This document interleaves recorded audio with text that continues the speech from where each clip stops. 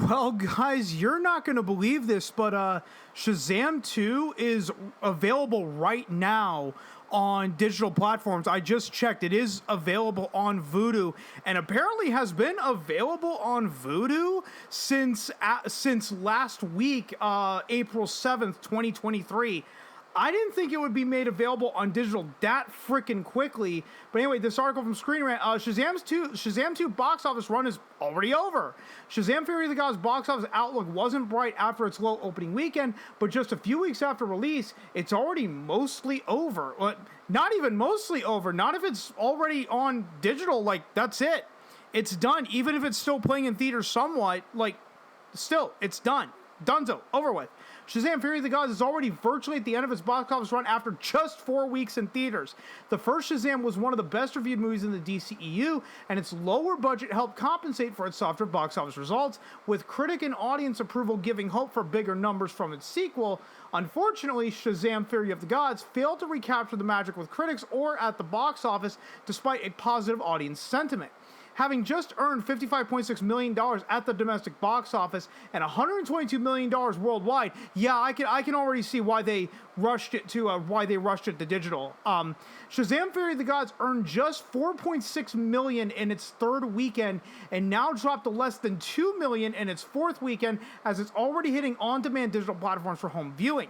Considering the rate its box office revenue is dropping and the fact that it's already available on digital, it's not likely to earn more than a few $1 million more at best domestically, assuming it even remains for another week or two. Shazam Fury of the Gods opened to an especially soft $30.1 million at the domestic box office, so it didn't have the brightest shot at the box office to start, but a nearly 70% collapse in its second weekend, a 50% drop in its third weekend, and now another huge drop in its fourth weekend, where it earned less than $2 million over the Easter holiday weekend as the Super Mario Bros. Movie eats up all the box office. Shazam Fury of the Gods, their problems were not caused by the Super Mario Brothers movie. Right, I love that they're trying to make a pivot that, oh, it's because the Super Mario Brothers movie came out and that's what caused Shazam to fail in its fourth weekend. No, Shazam Fury of the Gods was already in its fourth weekend. Anyone and everyone who wanted to go see Shazam Fury of the Gods in theaters already did so during the first weekend and second weekend. That's usually how it works out. Here we go. It's all but guaranteed Shazam Fury of the Gods won't reach $60 million domestically, meaning it's already made almost 100% of the money it will make in its total box office run.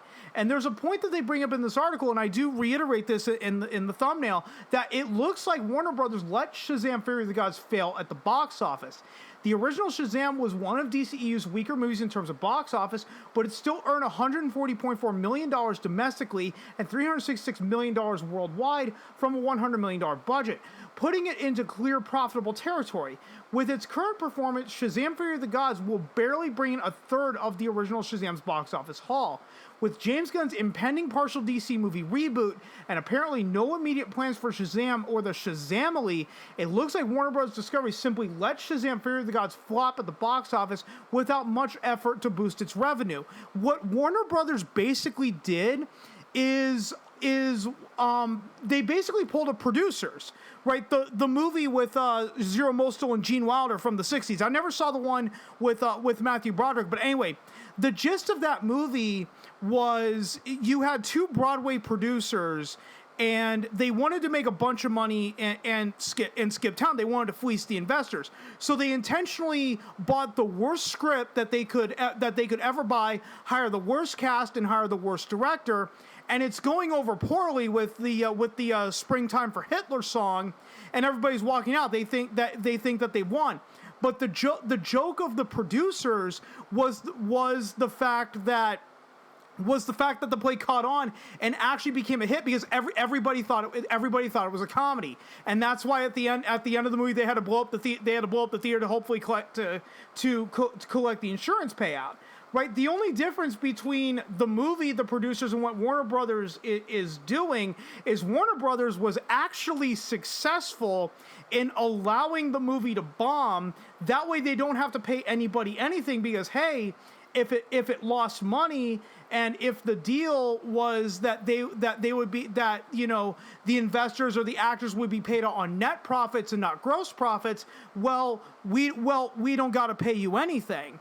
And I think this is why Batgirl ultimately got shelved instead of Shazam: Fury of the Gods, given that Shazam: Fury of the Gods was gonna go directly to theaters, and Warner Brothers probably didn't want to have to, you know, pay out the millions upon millions of dollars again, like what they had to pay out for Wonder Woman 84 to make it a day and date release on HBO Max. So why not just sit back, allow the movie to fail, and now you don't got to pay anybody anything. It's the ultimate con if that's the game that they were playing.